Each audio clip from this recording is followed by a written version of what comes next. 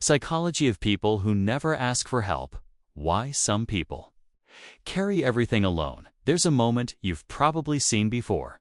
Someone sitting at their desk late at night.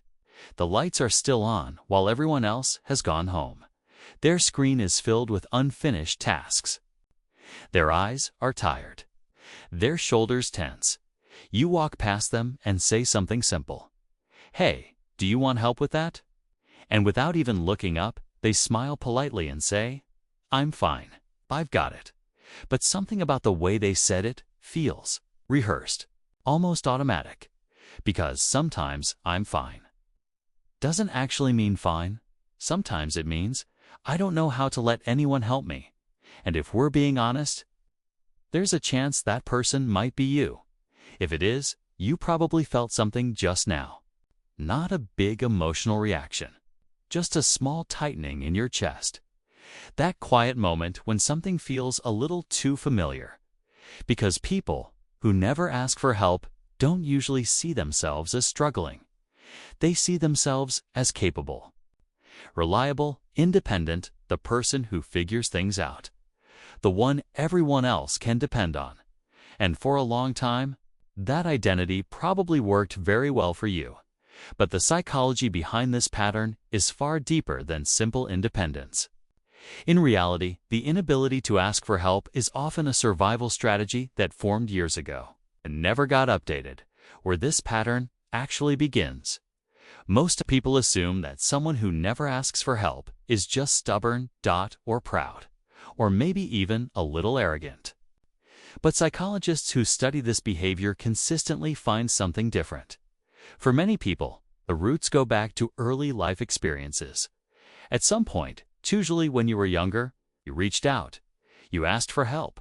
Maybe you were overwhelmed. Maybe you were scared. Maybe you just needed someone to listen. And something happened. Maybe the person you turned to dismissed you. Maybe they said you were overreacting. Maybe they were emotionally unavailable. Or maybe they simply weren't there at all. Whatever the situation was, your brain did something remarkable. Your nervous system quietly logged the experience, and it created a rule, a pattern, something like needing people leads to disappointment. Or worse, needing people leads to rejection. The human brain is extraordinarily good at pattern recognition. It's designed to protect us, so when something painful happens, the brain adapts. If reaching out caused pain, the brain starts looking for a safer strategy. And for many people, the strategy becomes this: handle everything yourself. Don't depend on anyone. Don't ask. Don't risk being vulnerable again. And the strange part is, this adaptation often works incredibly well. The strength that became a trap people who learn to rely only on themselves often become extremely capable. They become problem solvers. They become dependable. They become the person everyone trusts to get things done. Teachers praise them. Employers value them. Friends admire them from the outside. Their independence looks like strength, and in many ways, it is. But underneath that strength, something quieter is happening. Because the strategy that once protected you slowly becomes part of your identity. You're no longer just someone who handles things alone.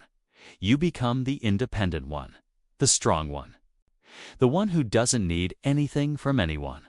And once that identity forms, asking for help starts to feel like something much bigger than a simple request. It starts to feel like a threat to who you are. What? Research actually shows there's another interesting piece of this puzzle.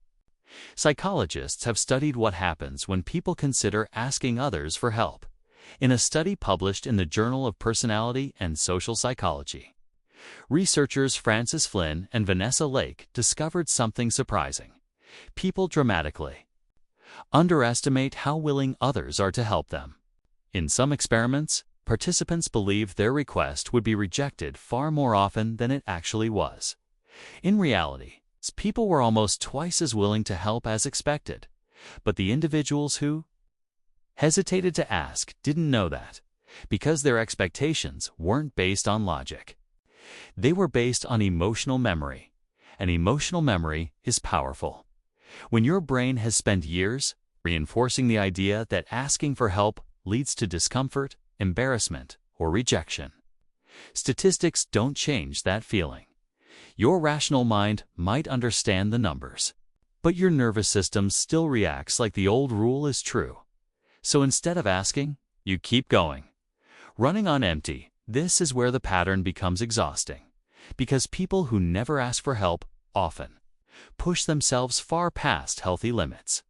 They stay up late solving problems alone. They carry responsibilities that should be shared. They silently absorb pressure that could be reduced with one simple conversation. But that conversation never happens, because there's always a reason not to ask. It's not that bad yet. They're probably busy. I should be able to handle this. I don't want to bother anyone. And so the threshold for suffering keeps rising. What once felt overwhelming now feels normal, until exhaustion becomes the default. The invisible struggle, here's the cruel irony. The more capable you become at handling everything yourself, the more invisible your struggle becomes. Think about it. If you never show anyone that you're overwhelmed, how would they know? If you always say you're fine, why would anyone question it? Over time, people simply accept the version of you that you've presented. The reliable one, the self-sufficient one, the one who never needs anything. And eventually, people stop offering help altogether. Not because they don't care, but because you've trained them to believe you don't need it. The giving trap in relationships, this pattern becomes especially complicated in relationships. People who struggle to ask for help often become incredible givers. They support others, they solve problems, they show up when someone needs them, and they usually do it genuinely. But there's also a psychological dynamic beneath it. Giving feels safe. Receiving feels vulnerable. When you're the one helping others, you remain in control. You're useful, needed, appreciated, and for many people, being needed becomes the closest thing to emotional security they've ever experienced. But relationships built entirely on giving eventually become unbalanced. The giver starts to feel unseen. The other person may sense something is wrong but doesn't understand why. And because the giver doesn't ask for anything, the imbalance quietly grows. Sometimes it turns into resentment.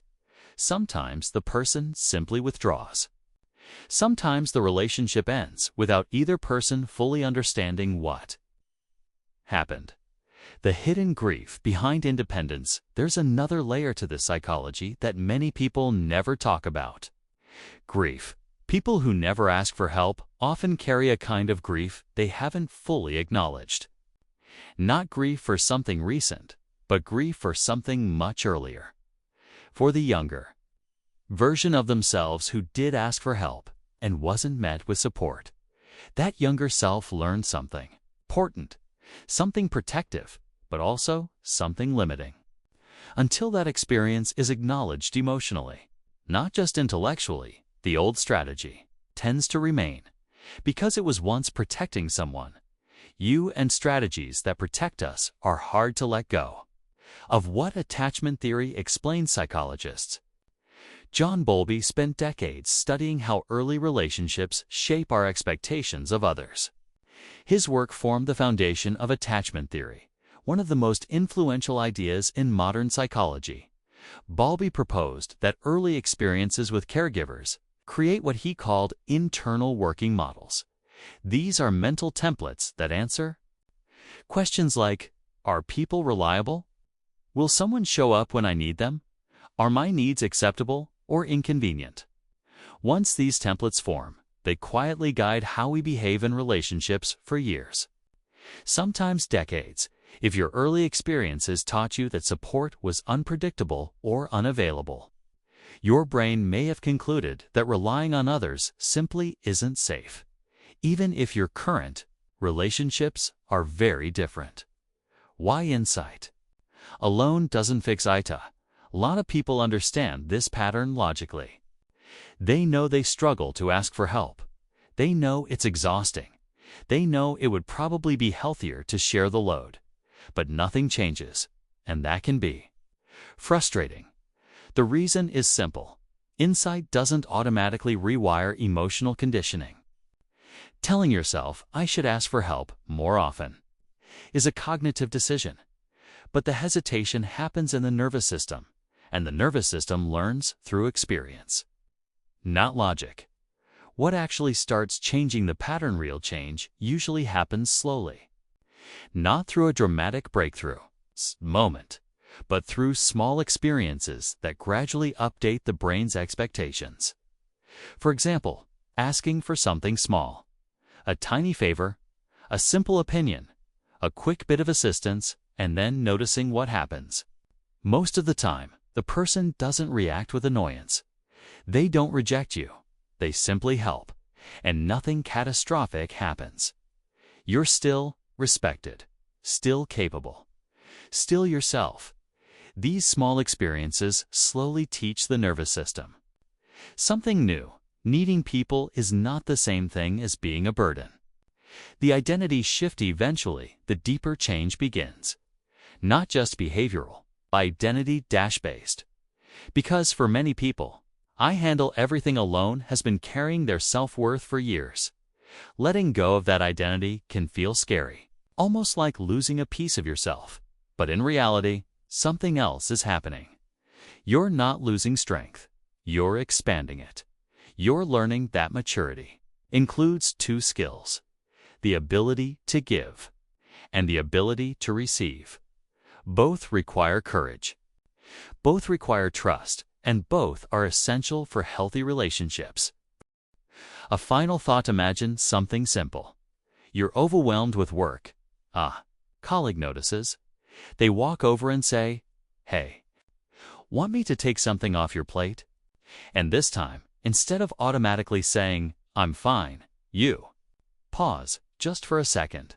You let yourself consider the possibility that accepting help doesn't make you weaker. It doesn't erase your competence. It doesn't collapse your identity. It simply means you're human, and humans were never designed to carry everything alone. The strength you developed by doing things yourself is real. It helped you survive difficult moments. It helped you become capable and resilient. But it was never meant to be the final destination. It was a bridge. And on the other side of that bridge are relationships where support flows both ways, where you don't have to prove your worth through endless independence, where your needs are allowed to exist, and where asking for help isn't a failure. It's simply part of being human.